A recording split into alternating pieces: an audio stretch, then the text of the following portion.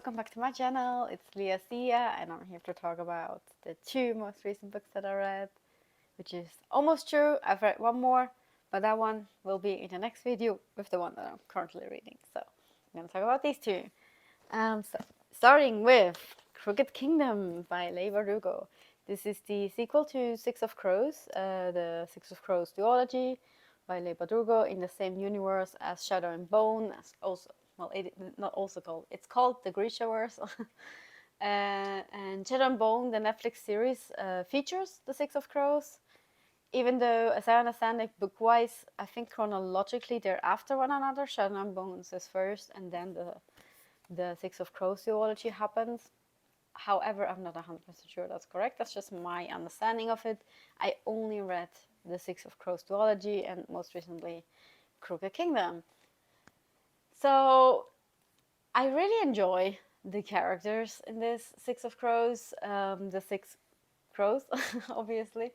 And this book was really good. I liked it for the most part, not as much as the first though. The first book was really this almost perfect read of, it just flew very well from chapter to chapter, and I really enjoyed getting to know the characters. I said that in my video about Six of Crows. If you haven't seen that, you should go check it out. I really enjoyed that in this book as well, because here now we go into some of the different characters, get a little more extra time in this book right here than they did in the first one.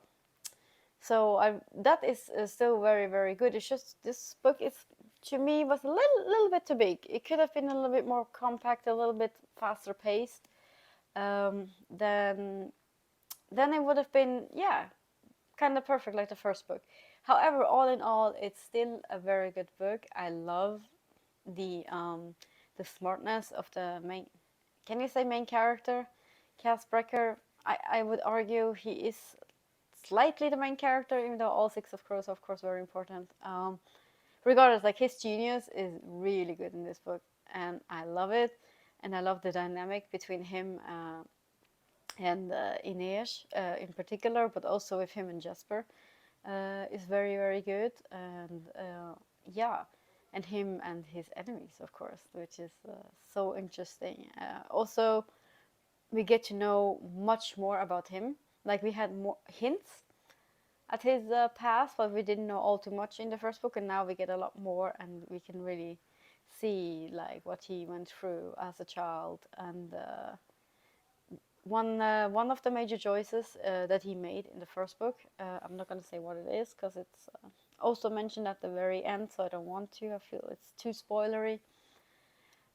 Regardless, you will understand it better why he made that choice if you read this book here, which is also cool that we can even use this book, go back and think about the first book and like, oh, that's why he did that. I love when that happens. That's so cool. Then it's really a series, you know.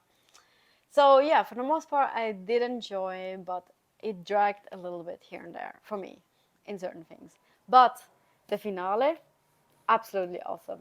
Love the finale. Finale is totally worth it, and the ending is lovely. Yeah, not gonna say more.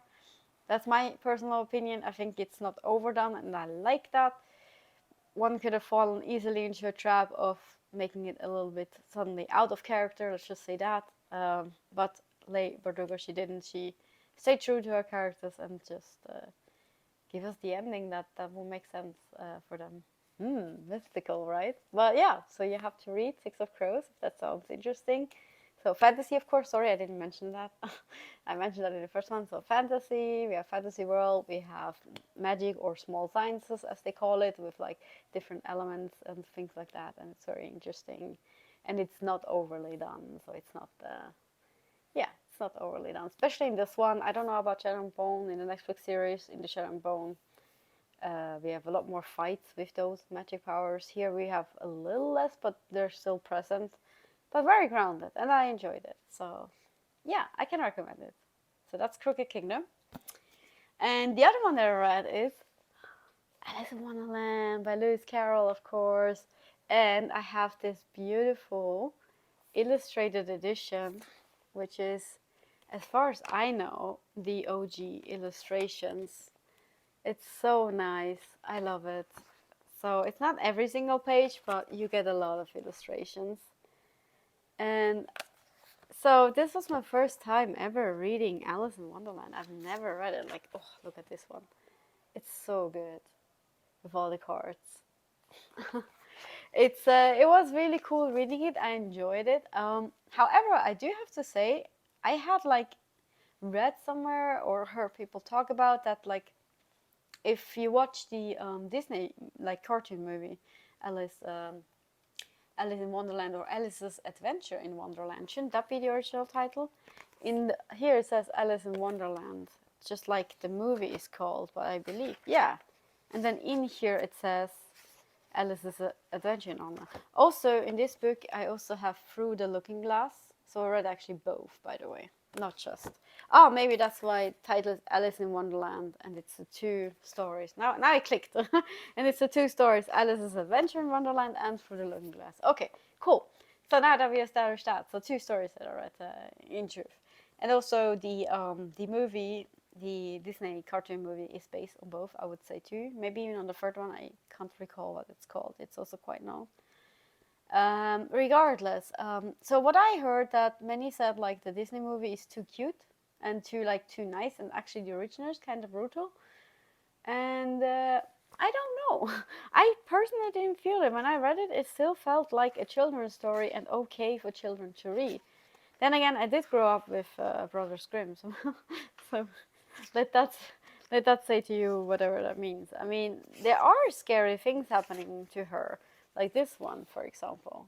This is one of the transformations. So it's true that in the cartoon movie, she just gets smaller and bigger. And here, at times, like certain body parts go faster. So yeah, it is scary. I agree, but it's not like, I don't know. I wouldn't like call it in a different scale from the Disney movie, honestly. So yeah, I just did absolutely enjoy it. It's a cute little children's story, but it's not more than that. Like I little bit expected to have like maybe hints at I don't know, something like under the layer of Wonderland, and maybe there were and that just didn't pick up on them. That's very possible. But for the most part, I thought this was a very cool read, just because I did remember, I didn't rewatch it before I read it, but I remembered the cartoon pretty well. And then of course you have all the live action movies that have been made ever since, which are not good. So for me, it's the cartoon and this one, they're like on the same level. And then, yeah, the live action movies are, I don't know, an interpretation, I guess, more than anything.